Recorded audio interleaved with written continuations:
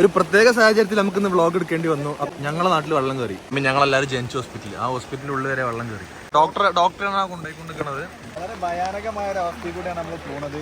അന്നെ ഞാൻ ഒരു പരിപാടിക്ക് രോഗികൾ അവിടുന്ന് പുറത്തിറക്കാൻ നിൽക്കണം. അപ്പൊ ഡോക്ടറെ കൊണ്ടുപോകണം കഴിച്ചു. ഇന്ന് രാവിലെ അവൻ വിളിച്ചിട്ട് പറഞ്ഞ് എടാ വീട്ടിൽ വെള്ളം കയറി, സാധനങ്ങൾ എടുത്തേക്കണ്ട ഞാൻ പറഞ്ഞിട്ട് ഇങ്ങോട്ട് വെള്ളം കയറൂലേ. ഇവരെ നാട്ടിൽ പുലി ഇറങ്ങിയാന്ന് വിളിച്ചാലും നമ്മളിത് നേരിടും. ഭയങ്കര ജാഗ്രത മതില്ലേ. ഒരു പ്രശ്നമില്ല, നമ്മള് നേരിടും. നമ്മള് കേരളക്കാരാണ്, നമുക്ക് ഒത്തൊരുമ ഉണ്ട്. അത് ഇക്കോട്ടെ, ജീവനല്ലേ പൊട്ട.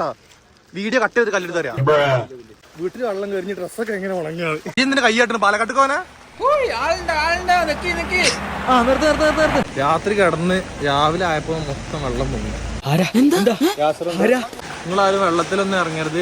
വെള്ളത്തിൽ അമിയോബ ഉണ്ടാവും. അമിയോബയാണോ പോണേ? അല്ല, ആ പാമ്പ്. എന്താ കഴിക്കാനുള്ളത്?